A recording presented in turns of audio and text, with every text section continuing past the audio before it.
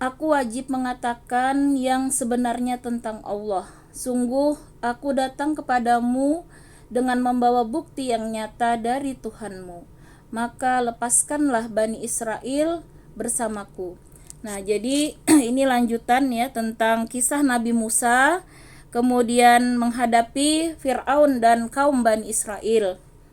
Nah, jadi pada saat itu kaum Bani Israel itu seakan-akan terjajah ya oleh Fir'aun, di mana kaum Bani Israel itu disuruh menyembah Fir'aun. Nah, mereka melaksanakan apa yang diperintahkan Fir'aun. Nah, jadi di sini Nabi Musa mengatakan bahwa dia tidak akan mengatakan ya sesuatu yang tidak benar tentang Allah. Nah, artinya di sini Nabi Musa menjelaskan bahwa Tuhan yang sebenarnya yang berhak disembah itu bukan Fir'aun ya, sebagaimana yang diproklamirkan Fir'aun, dia mengaku Tuhan. Maka di sini Nabi Musa tidak mau ya mengakui Fir'aun sebagai Tuhan. Maka kata Nabi Musa tadi, aku wajib mengatakan yang sebenarnya tentang Allah. Nah, jadi Nabi Musa tidak mau ikut-ikutan ya seperti kaum Bani Israel tadi. Namun Nabi Musa menyampaikan yang hak di sini.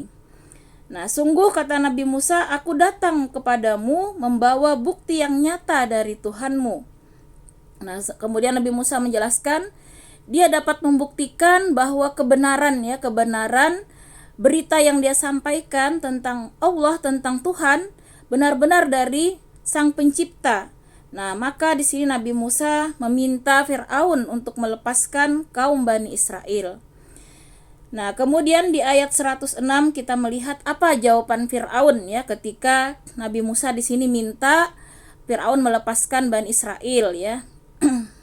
Qala in kunta ji'ta bi ayatin fa'ti biha in kunta minas shadiqin.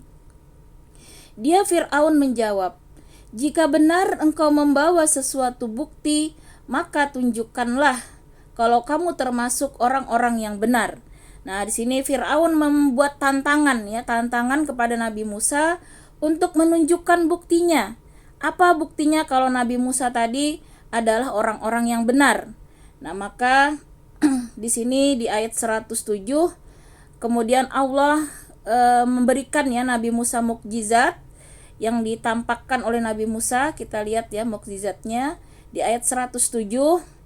Fa'alqa 'asahu fa'iza hiya thu'banum mubin. Lalu Musa melemparkan tongkatnya. Tiba-tiba tongkat itu menjadi ular besar yang sebenarnya. Nah, itu kita sudah sering ya mungkin mendengar mukjizat Nabi Musa. Nabi Musa diperintahkan oleh Allah ya untuk membalas tantangan Fir'aun dengan melemparkan tongkat yang biasa beliau bawa, dan tiba-tiba tongkat itu menjadi ular yang sangat besar ya. Dan kita lihat mukjizat yang lain ya di sini di ayat 108, bukan hanya tongkat tadi yang berubah menjadi ular. Di ayat 108 Allah menjelaskan wa naza'a yadahu fa iza hiya baydha'u lin-nazirin. Dan dia mengeluarkan tangannya, tiba-tiba tangan itu menjadi putih bercahaya bagi orang-orang yang melihatnya. Nah, ini mukjizat lain dari Nabi Musa.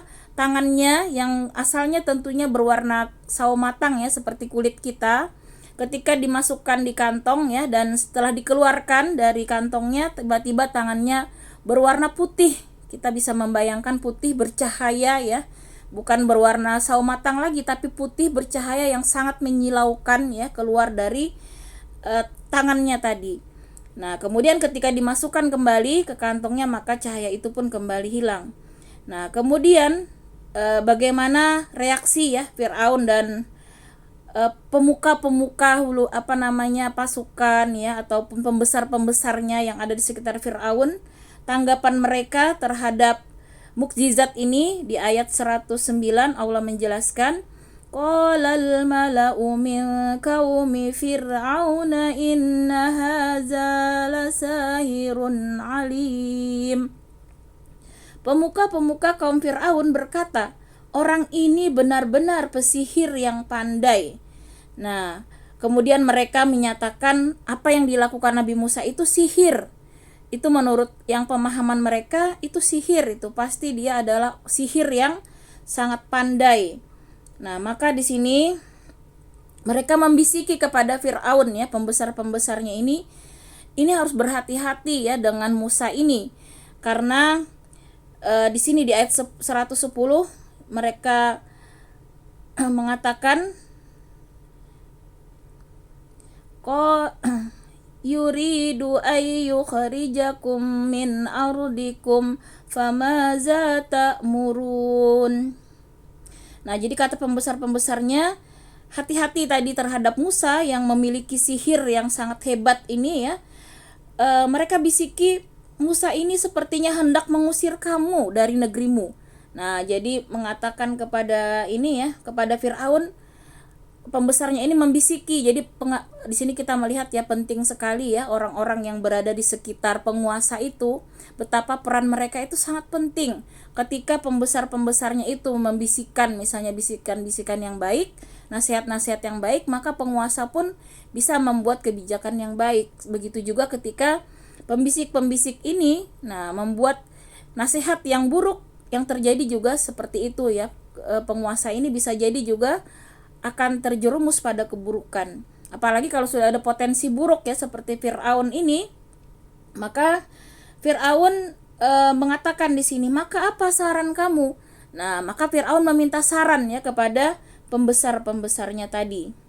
Nah, kita lihat apa saran dari pembesar-pembesarnya kepada Firaun di ayat 111. Qalu arjih wa akhahu wa arsil fil madaini hasyirin. Pemuka-pemuka itu menjawab, "Tahanlah untuk sementara dia dan saudaranya, dan utuslah ke kota-kota beberapa orang untuk mengumpulkan para pesihir."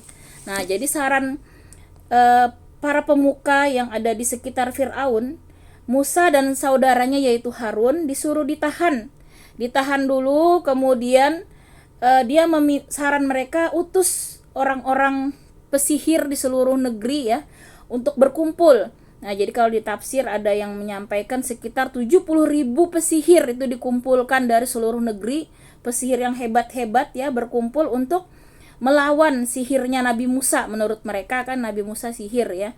Nah, jadi di sini di ayat 112, ya'tuka bikulli sahirin alim, agar mereka membawa semua pesihir yang pandai kepadamu. Nah, kita bayangkan sekitar 70.000 orang ya, pesihir di seluruh negeri dikumpulkan untuk melawan satu orang ya, Nabi Musa dan Harun ya, saudaranya. Kemudian di sini kita lihat lagi di ayat 113. Wajah as-saharatu fir'auna qalu inna lana la ajran in kunna nahnul ghalibin. Dan para pesihir datang kepada Fir'aun, mereka berkata, "Apakah kami akan mendapat imbalan jika kami menang?" Masya Allah, jadi di sini Allah menceritakan langsung ya bagaimana peristiwa itu terjadi. Nah, di mana di sini pesihir-pesihir ini juga tidak mau melakukan tanpa diberi imbalan. Nah, jadi itulah biasanya ya tabiat orang-orang yang mendekati penguasa, mau melakukan apa saja ya kalau mereka mendapatkan imbalan. Nah, kita sekarang dihadapkan ya pada kondisi negara kita juga yang carut marut ya. Bagaimana seperti tontonan yang sangat membingungkan ya kita sebagai warga, di mana pejabat-pejabat ya berbagai macam kasus ya kita lihat sampai sekarang pun kita lihat berbagai macam. Nah, inilah gambaran ya kekuasaan akan terus berulang. Ada orang-orang ya yang menjilat penguasa seperti ini ya, seperti kaum sihir ini, dengan mau melakukan apapun ya asal mereka mendapatkan imbalan. Jadi itu memang sudah sunatullah ya, setiap zaman itu berulang. Ada orang-orang yang seperti Fir'aun yang ingin terus berkuasa ya, bahkan di sini ini sudah kelewatan ya kalau Fir'aun mengaku Tuhan. Nah, jadi sebenarnya ketika penguasa itu dia sudah tidak mau beriman ya, apalagi di sini tidak mau, walaupun mengaku beriman misalnya, tapi tidak mau menggunakan hukum-hukum Allah, Ini sama juga dia mendeklarasikan, artinya menentang ya hukum Allah. Jadi berhati-hati sekali ya ketika berkuasa itu, karena ketika dia melaksanakan hukum yang bertentangan dengan aturan Allah, maka itu dosanya sangat besar di sisi Allah. Karena penguasa ini sudah ini ya ibu-ibu, kakinya itu udah satunya bisa ke surga dengan cepat dan bisa juga ke neraka dengan cepat. Kalau dia menjadi penguasa yang adil ya, yang kemudian menjalankan aturan Allah, maka dia termasuk salah satu golongan yang dinaungi di padang mahsyar, di mana yang dia mendapatkan masuk surga tanpa hisab ya. Sebaliknya, ketika penguasa itu zalim, kemudian dia juga mengabaikan ya aturan Allah, hanya memenuhi keinginan hawa nafsu dan kepentingan dunia, maka itu juga akan mudah ya menjerumuskan dia ke jurang neraka. Nah, karena itu di sini kita belajar ya bagaimana karakter ya manusia-manusia zaman dulu kembali terulang, dan kitalah di sini sebagai warga untuk secara cerdas ya belajar dari kisah ini seperti apa kita sebaiknya ya. Nah, seperti Nabi Musa ini tentu adalah contoh ya masyarakat yang berani mengatakan yang hak itu hak, yang batil itu batil. Tidak ada ketakutan ya, dia yakin sepenuhnya ya akan kuasa Allah, karena dia yakin kebenaran itu dari Allah, maka dia tidak takut sedikit pun, tidak gentar. Kita bayangkan dia harus menghadapi kekuasaan Fir'aun dengan para pendukungnya yang luar biasa banyak ya. Tadi sampai di tafsir tadi dikatakan satu baris itu sekitar 35.000 orang. Jadi ada dua baris ya, sekitar 70.000 orang berdatangan ya menuju suatu lapangan yang sangat luas untuk melawan sihir Nabi Musa. Nah, kita lihat kelanjutan ceritanya bagaimana tadi ya di ayat ke-114. Nah, Fir'aun menjawab, apa tadi jawaban Fir'aun terhadap keinginan para pesihir untuk mendapat imbalan? Qala na'am wa innakum laminal muqarrabin. Dia Fir'aun menjawab, ya, bahkan kamu pasti termasuk orang-orang yang dekat kepadaku.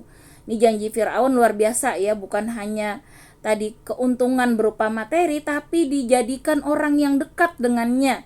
Nah, kita bisa lihat ya kalau orang-orang yang dekat dengan penguasa, maka biasanya mereka akan mudah ya segala urusan ya, baik mau bisnis, keuntungan duniawi dan seterusnya. Inilah yang Fir'aun janjikan ya bagi para pesihir-pesihir tadi yang mau bekerja sama dengan Fir'aun, maka akan mendapatkan kedudukan yang tinggi di sisi Fir'aun ya sebagai orang yang dekat. Kemudian kita lanjut jawaban para pesihir di ayat 115. Qalu ya Musa imma an tulqiya wa imma an nakuna nahnul mulqin. Mereka para pesihir berkata, wahai Musa, engkaukah yang akan melemparkan lebih dahulu atau kami yang melemparkan? Nah, jadi mereka pesihir ini di dalam tafsir diceritakan membawa ya kayu, tongkat, tali. Mereka membawa berbagai macam perlengkapan sihirnya. Lalu mereka menantang dengan sombongnya. Nah, siapa yang mau melemparkan dahulu? Kami atau kamu, katanya ya, yang melemparkan untuk tadi bertarung ya tentang sihir. Ini menurut mereka sihir ya. Kemudian jawab Nabi Musa di ayat 116.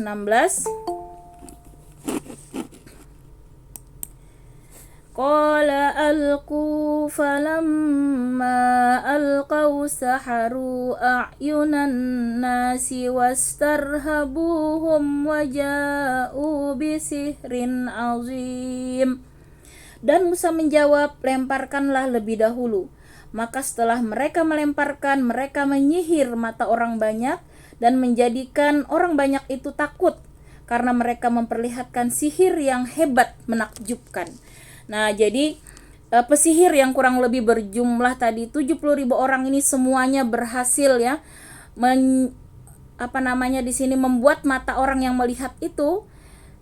Jadi sihir itu kan tipuan ya, bukan sebenarnya. Jadi kalau orang-orang lain melihatnya seperti ular tadi ya yang mereka lemparkan tali, kemudian ada kayu segala macam, itu berubah menjadi ular yang sangat banyak jumlahnya. Kita bayangkan 70.000 orang melemparkan berbagai macam tali, tongkat yang semuanya berubah menjadi ular ya. Jadi digambarkan itu ular itu sangat tinggi menggunung, bahkan setinggi bangunan yang tertinggi yang ada di kerajaan Firaun itu. Tumpukan ular yang sangat menakutkan ya.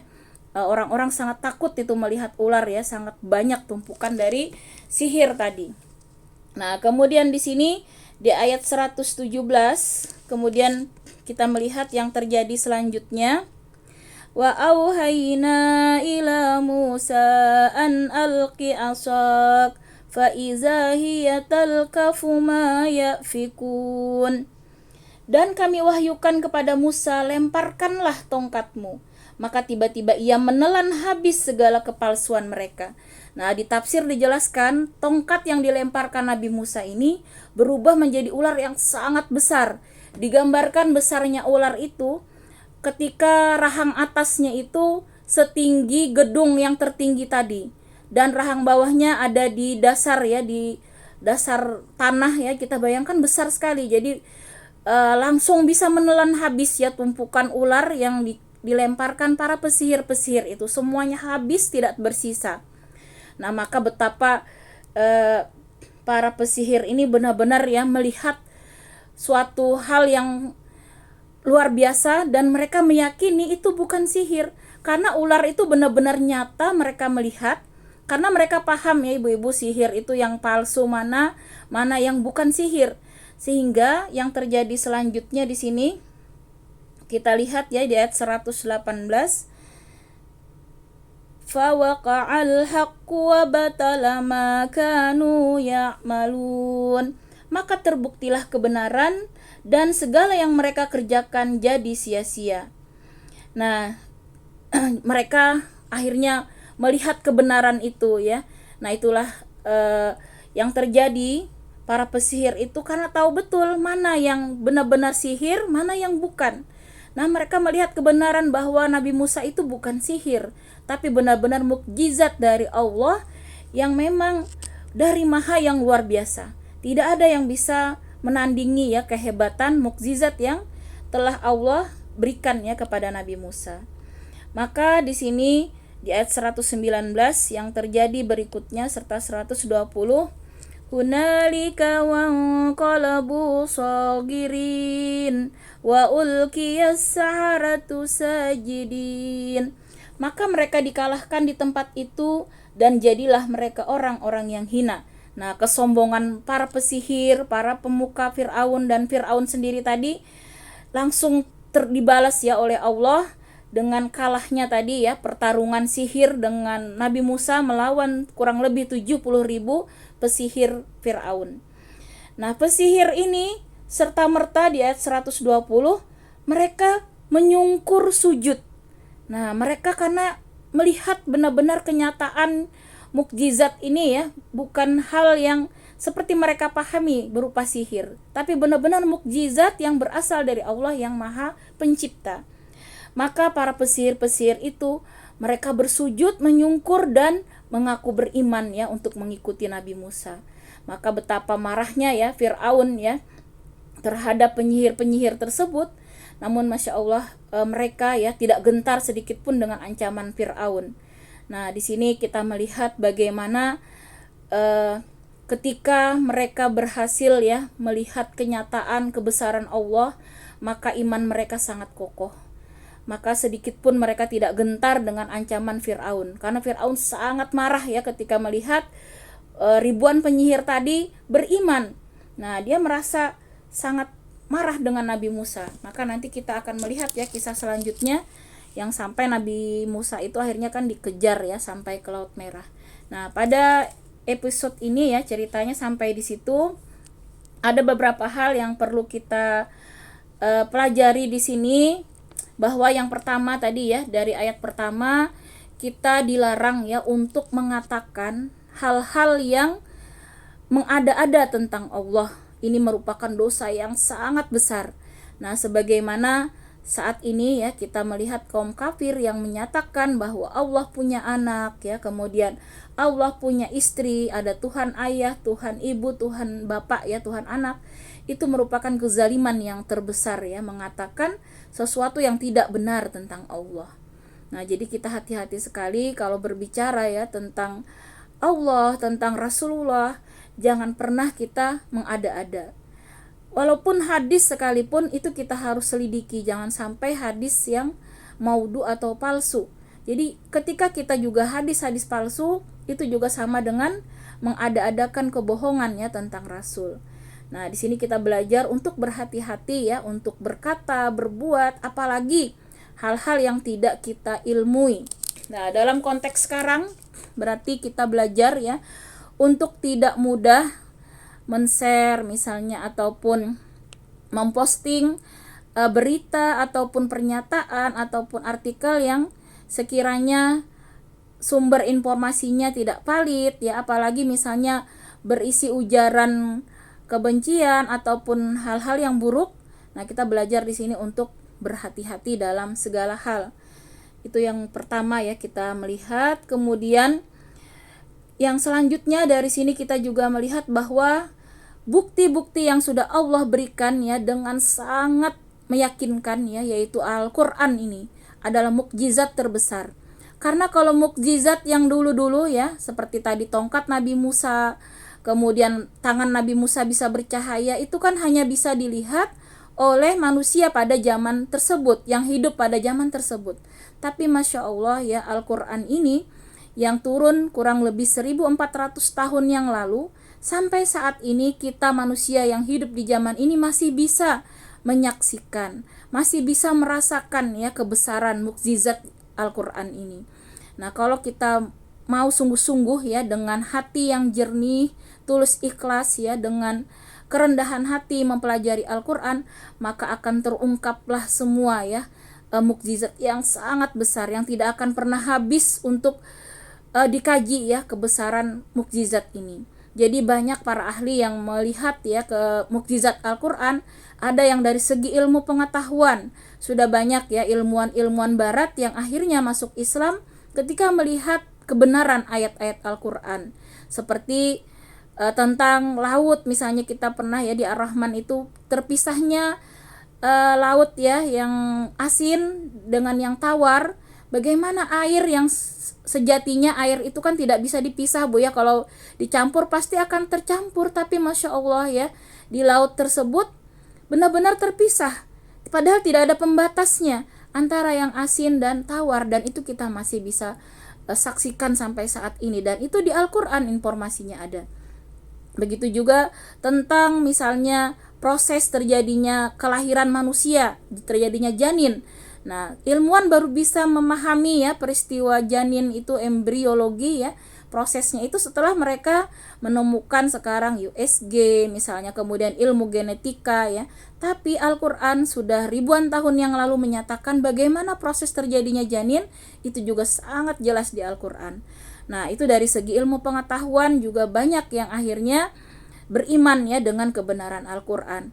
Karena itu kita yang sudah diberi Allah karunia iman sejak kita lahir ya, ini harus benar-benar kita jaga, kita rawat, kita tumbuh suburkan.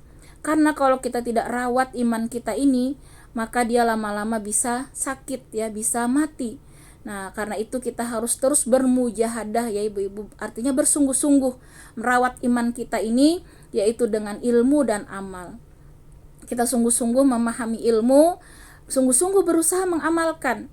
Nah, mungkin semua kita sama-sama hadir kadang di majelis ilmu, tapi ada yang mungkin setelah ini mendapatkan pahalanya 100%, ada yang 50%, ya ada yang mungkin hanya sekian persen.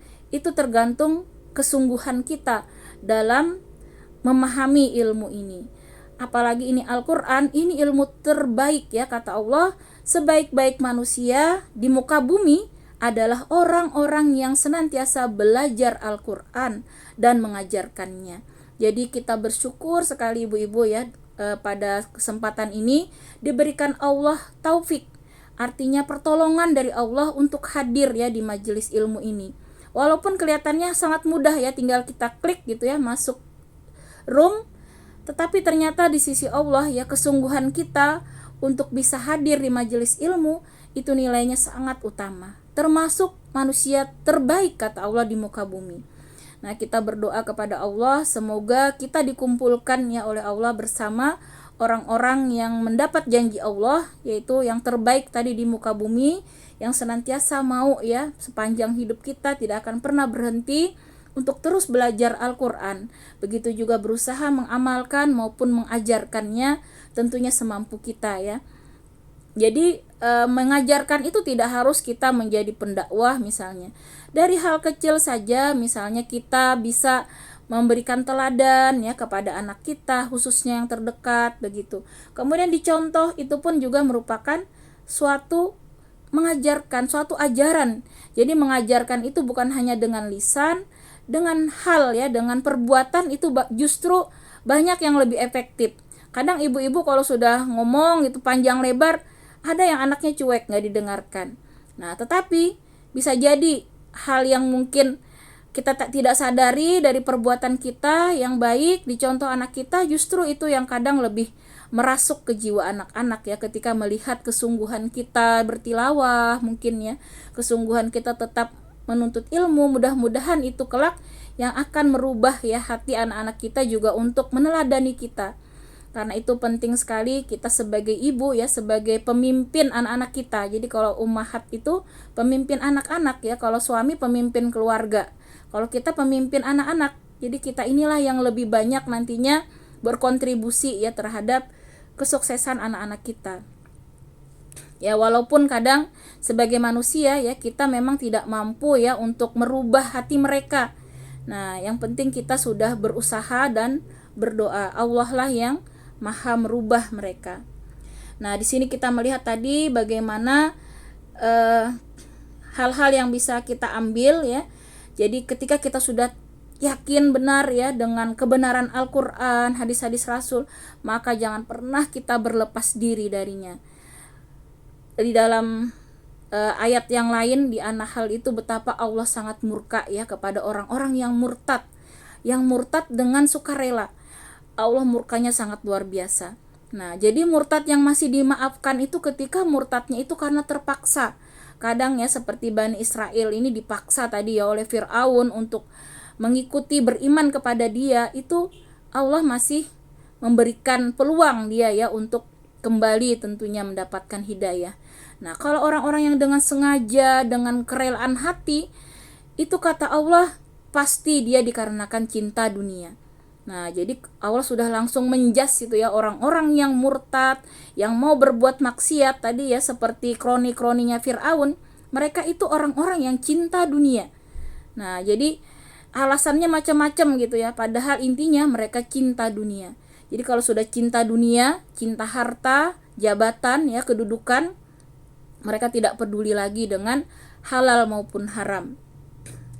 Nah, sebagaimana kita lihat ya, sekarang ini kasus judi online ya yang hampir 900 miliar begitu ya dikabarkan uang beredar di sana, dan itu seakan-akan tidak ada berkutik ya kita baik pemerintah apalagi masyarakat ya untuk menghentikannya, padahal judi itu sudah jelas-jelas perbuatan yang sangat dimurkai Allah, dosa yang sangat besar ya.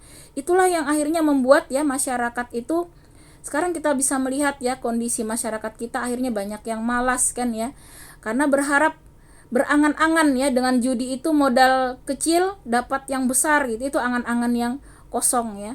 Akhirnya masyarakat itu tidak bisa lagi membedakan halal dan haram apapun mereka tempuh, karena kita melihat ini dicontohkan oleh para pemuka-pemukanya tadi ya, sebagaimana kaum Bani Israel, justru rajanya ya Fir'aun dan pemuka-pemukanya inilah yang memberi contoh ya untuk mendurhakai Allah.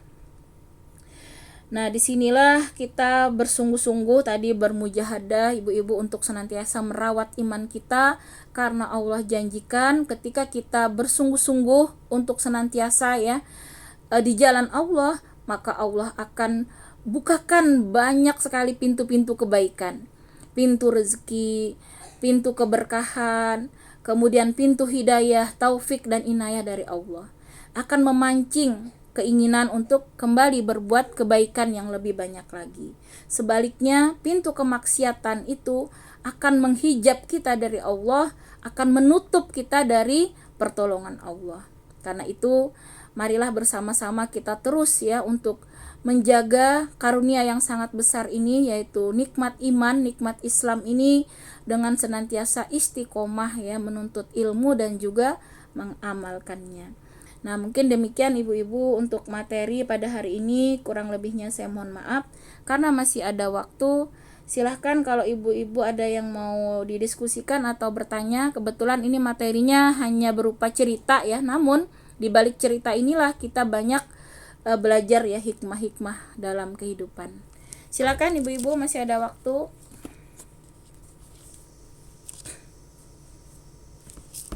Mau nanya Mbak, Ya, silakan Mbak Reni. apa itu bagaimana cara kita mensikapi hal-hal yang berbau kayak sihir gitu loh Mbak? Iya. Saya ya nggak maksudnya nggak pengen itu terjadi gitu ya, tapi kalau ngelihat ya kejadian-kejadian orang lain atau apa gitu, bagaimana harus bersikap gitu. Kalau saya terus terang takut kalau yang ke arah sana itu, takutnya jatuh ke ini yang salah gitu loh. Ya. Jadi sihir ini ya merupakan suatu dosa besar, kita harus pahami. Karena itu jangan pernah kita mendatangi ya misalnya dukun, peramal ya, pesihir. Belajar ilmu sihir pun kita juga dilarang ya, karena itu tidak bermanfaat ya kata Allah ya. Jadi untuk membentengi tentunya kita harus menjaga ya diri kita dengan amal-amal soleh.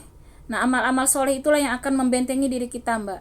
Jadi ketika kita sungguh-sungguh ya, ketika sholat kita khusyuk, zikir tidak kita tinggalkan, insya Allah zikir pagi kita lakukan ya, kita benar-benar planning itu jangan pernah kita tinggalkan. Zikir petang, maka di zikir-zikir itu Allah sudah menjamin ya, dari kalimat-kalimat thayyibah di zikir pagi dan petang itu Allah jamin akan Allah lindungi dari segala macam keburukan, baik tadi gangguan sihir, gangguan jin, dan juga bentuk musibah yang lain. Insya Allah kalau kita bisa istiqomah Mbak, dari hal kecil saja, zikir pagi petang itu insya Allah itu akan membentengi kita Mbak dari gangguan yang seperti itu. Kalau untuk yang misalnya ada Iya. keluarga atau apa yang terkena sihir gitu loh Mbak, cara kita itu mensikapinya harus bagaimana gitu loh. Ya, jadi kalau memang orangnya misalnya belum bisa disadarkan, pertama biasanya kita bantu keluarganya membantu mendatangkan peruqyah syariah, yaitu yang pertama. Peruqyah syariah itu kan, jadi kasihir itu tidak akan jauh dari bantuan jin biasanya Mbak. Jadi kalau memang bisa diupayakan didatangkan ya ahli ruqyah syariah itu untuk mengusir dulu. Nah, setelah itu dia dibantu untuk membentengi dirinya. Jadi harus dari orangnya yang terkena itu memang disadarkan untuk membentengi diri. Karena kalau ruqyah itu kan sebentar ya, dia pergi karena ada peruqyahnya. Tapi setelah itu bisa saja akan kembali kalau diri yang terkena sihir ini tidak membentengi diri. Nah, membentengi diri itu tentunya yang pertama seperti itu tadi, sholat wajib ya, jangan pernah dia tinggalkan. Kemudian zikir itu dia laksanakan. Al-Quran itu senantiasa dia rutinkan ya, bertilawah, insya Allah akan tidak bisa lagi nanti jin itu kembali ataupun sihir itu mengganggu. Seperti itu Mbak. Gimana Mbak Reni? Iya Mbak. Ya, jadi memang bisa dibantu ya dari keluarganya seperti itu, dikomunikasikan. Karena pernah nih anak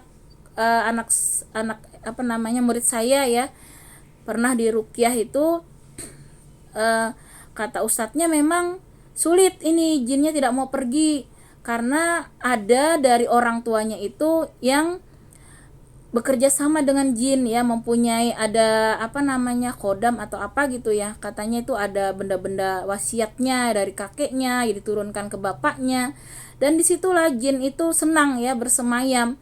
Jadi kalau kata ustadznya itu kalau memang benar-benar mau hilang dari pengaruh itu ya orang tuanya harus dia bertemu dengan ustadznya itu dan benar-benar harus ikhlas dia melepaskan tadi ya kerjasama dengan jin ataupun setan tadi. Kalau tidak seperti itu biasanya sulit. Jadi memang harus memberantas sumbernya. Jadi harus diketahui akarnya apa.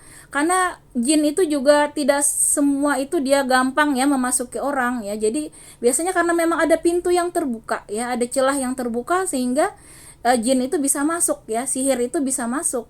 Nah, kalau pintunya tertutup tadi ya dengan ibadah yang kuat, kemudian juga tidak ada bentuk kerjasama dan lain-lain, insya Allah itu akan mudah hilangnya, Mbak. Jadi memang harus benar-benar menghilangkan sumbernya, seperti itu. Gimana Mbak Ren? Kalau untuk memilih perukiahnya itu Mbak, Mm-mm. mana yang kira-kira sesuai, mana yang tidak itu bagaimana ya? Ya nanti mungkin kalau memang perlu saya coba. Saya selalu pakai ayat-ayat Al-Quran kah atau apa gitu kan? Iya, jadi sebenarnya ada di Baitur Rahman ya kalau nggak salah ya timnya. Tapi bisa juga nanti kalau memang Mbak Reni perlu, saya coba tanyakan teman-teman ya, siapa tahu ada yang paham di Bontang atau di mana posisinya. Insya Allah ada semua sih Mbak di semua daerah itu. Jadi mereka yang ru'yah syariah itu juga punya eh, komunitas ya yang mau melawan kebatilan, itu insya Allah dari ustadz-ustadz yang lurus ya. Jadi kalau memang diperlukan nanti bisa sama-sama kita ya yang tahu informasi menyampaikan. Karena memang dalam Islam seperti itu Mbak. Allah juga memberikan aturan cara ya untuk menangkal sihir seperti itu. Ya Mbak. Nanti kalau memang saya nggak punya ini, nggak ada sih oh nggak pengalaman ada kayak ya. gitu. Jadi sebenarnya Seandainya itu, iya ada Mbak, saya pernah itu keadaan ada kan saya juga kebetulan ada grup ngaji yang seluruh Indonesia gitu ya. Jadi pernah teman daerah mana gitu ditanyakan sama ustadznya, akhirnya dicarikan, oh di daerah Pontianak misalnya, di sini nanti dicari nomornya dihubungkan begitu Mbak. Insya Allah ada seluruh Indonesia. Di Bontang pun insya Allah ada. Jadi kalau memang ada orang yang seperti itu ya kita minta tolong. Saya juga biasanya minta tolong misalnya guru ngaji saya gitu ya untuk mencarikan. Nanti mereka juga cari lagi ke guru ngajinya, informasi itu insya Allah ada gitu. Insya Allah ada Mbak solusinya. Iya. ya.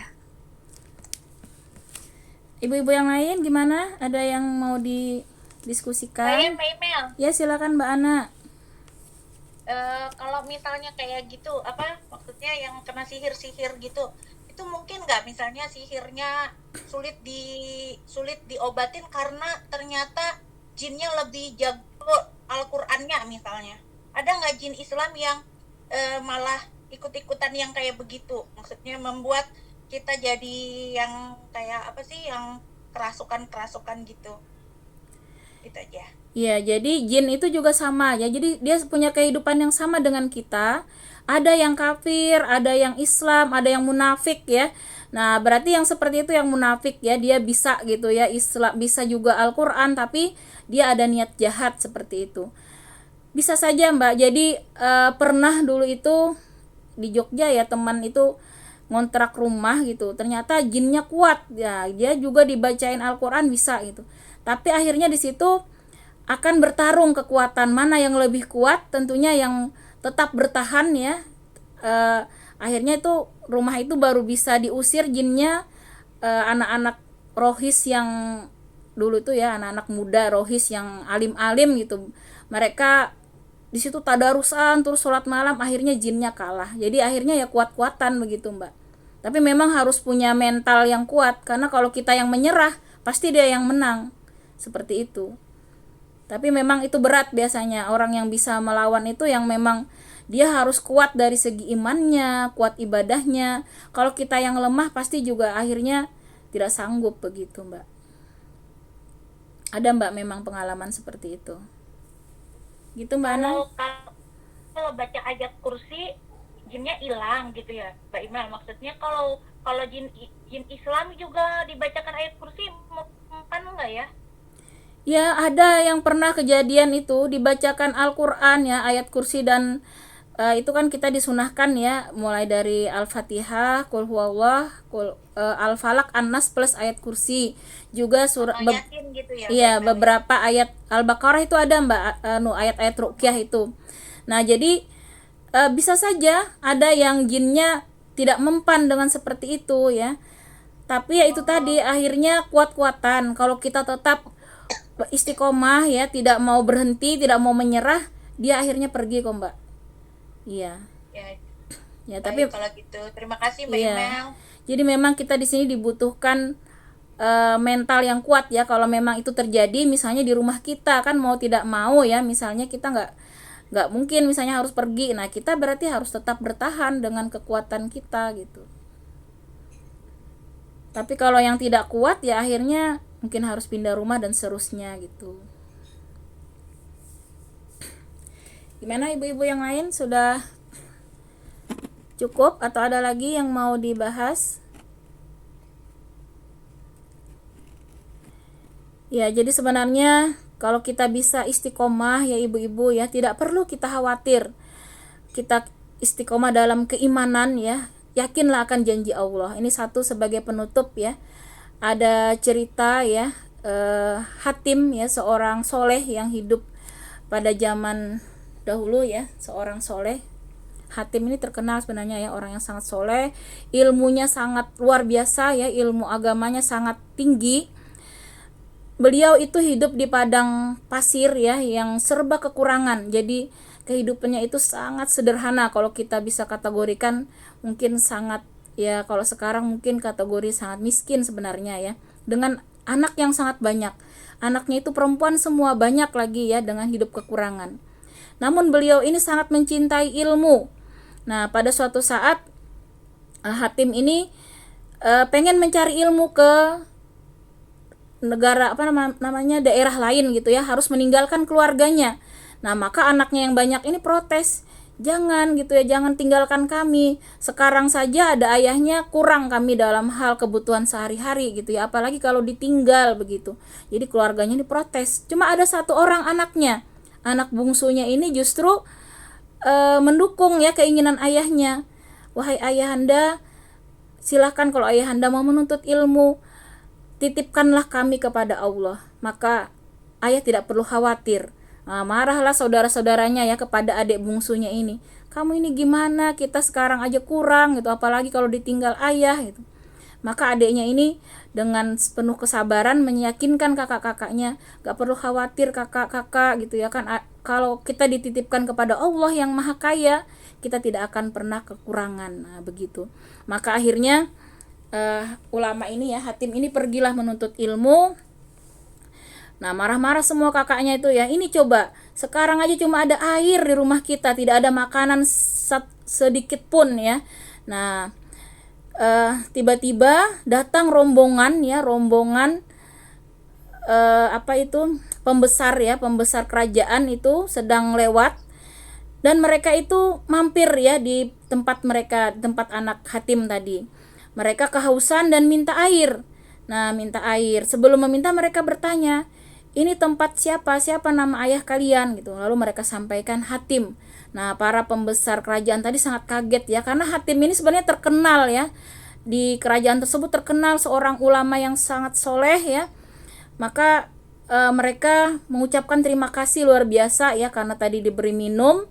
Dan mereka semua pasukan yang banyak ini ya, melemparkan kantong emas ya, sangat banyak, sampai pintunya itu ketutup ya, saking banyaknya kantong emas ya. Semuanya karena merasa sudah ini rumah ulama, mereka mendapatkan bantuan air. Nah, saking senangnya mereka, para prajurit tadi semua satu-satu melemparkan kantong emas yang sangat banyak. Nah, itulah tadi ya bukti ketika kita sungguh-sungguh yakin ya dengan Allah yang maha kaya, yang maha penyayang, pengasih, maka Allah akan memenuhi segala kebutuhan kita. Nah, seperti itu kakak-kakaknya baru sadar ya, benar sebagaimana adiknya yang sangat yakin tadi dengan kekuasaan Allah, maka Allah tampakkan ya, mereka bahkan bukan saja kelebihan ya, bahkan sangat berlebih dengan kantong-kantong emas tadi ya. Nah, seperti itulah juga, makanya jangan pernah kita berprasangka buruk kepada Allah. Ketika kita seperti tadi sihir atau apapun ya, ketika kita berprasangka bahwa kita pasti bisa dengan pertolongan Allah, maka pasti bisa ibu-ibu, nggak usah khawatir. Ketika kita yakin dengan tadi ayat-ayat Al-Quran ya, dengan sebagaimana ibu bisa cari nanti ya di Google itu, ayat-ayat untuk ruqyah syariah itu akan ada nanti yang dibaca. Kita cukup membaca saja itu ya, mulai dari tadi Al-Fatihah, Qul huwallah, Al-Falaq, An-Nas, ayat kursi. Nanti ada beberapa surah Al-Baqarah juga itu ada ya, saya kurang hafal itu ayat-ayat berapa di ayat-ayat terakhir. Maka itu saja kita ikuti ya. Bahkan kalau kita misalnya lagi lelah, bisa kita setel ibu-ibu di YouTube itu ada Ru'yah Syariah itu yang versi audio ya, tinggal kita dengarkan seperti itu. Jadi banyak jalan, yang penting kita di situ harus yakin. Makanya kita harus punya keyakinan yang kuat, karena manusia itu sebenarnya makhluk tertinggi di dunia ini ya, termulia. Jin apa itu tidak ada apa-apanya ibu-ibu. Bahkan malaikat pun disuruh bersujud kan kepada manusia, tetapi manusia yang seperti apa yang dimuliakan Allah? Manusia yang mempunyai keimanan dan ketakwaan. Karena itu ketika kita yakin dengan seyakin-yakinnya akan pertolongan Allah, akan kuasa Allah, maka tidak ada yang bisa ya untuk mengganggu kita tadi, baik sihir mau sekuat apapun tidak akan bisa menandingi kekuatan Allah. Itu yang perlu kita tanamkan dalam diri kita. Nah, untuk menimbulkan keyakinan itu memang iman ini perlu kita tumbuh suburkan ya tadi dengan ilmu dan amal. Jadi kita akan punya kekuatan kalau kita rajin ya memupuk iman dan mengamalkan. Kalau kita kurang beramal memang akan beda, Bu. Coba kalau ibu-ibu nanti coba dari hal kecil tadi, rutinkan dulu zikir pagi petang ya, kemudian kita planning tilawah Al-Quran berapa sehari, istiqomah itu kita tiap hari, insya Allah kekuatan itu akan muncul nantinya, seperti itu. Demikian ibu-ibu, mungkin sudah ya, atau ada lagi? Baiklah, kalau sudah tidak ada, kurang lebihnya saya mohon maaf. Marilah kita bersama-sama berdoa sebelum kita akhiri. Al-Fatihah. A'udzubillahi minasyaitonirrajim. Bismillahirrahmanirrahim. Alhamdulillahi rabbil alamin. Ar-Rahmanirrahim. Maliki yaumiddin. Iyyaka na'budu wa iyyaka nasta'in. Ihdinas siratal mustaqim. Siratal ladzina an'amta 'alaihim ghairil maghdubi 'alaihim waladdallin. Amin. Allahumma salli ala Muhammad wa ala ali Sayyidina Muhammad. Allahumma gfirli wali walidayya walil mu'minina wal mu'minat. Allahumma agnini wa zaini bil ilmi wa akrimni bitaqwa wa jamilni bil afiyah. Allahumma rabbana hablana min azwajina wa dzurriyyatina qurrata a'yuni wa ja'alna lil muttaqina imama. Allahumma inna nas'aluka salamatan fid din wa afiyatan fil jasad wa ziyadatan fil ilmi wa barakatan fi rizqi wa taubatan qablal maut wa rahmatan indal maut wa maghfiratan ba'dal maut. Allahumma hawwin alaina fi syakaratil maut wan najata minan nar wal afwa indal hisab wa la tuzigh qulubana ba'da idh hadaitana wa hab lana min ladunka rahmah innaka antal wahhab. Allahumma ridaka wal jannah wa na'udzu bika min sakhatika wan nar. Ya Allahu biha ya Allahu bihusnul khatimah. Rabbana atina fid dunya hasanah wa fil akhirati hasanah wa qina adzaban nar. Subhana rabbika rabbil izzati amma yasifun wa salamun alal mursalin walhamdulillahi rabbil alamin. Baiklah, marilah bersama-sama kita tutup dengan membaca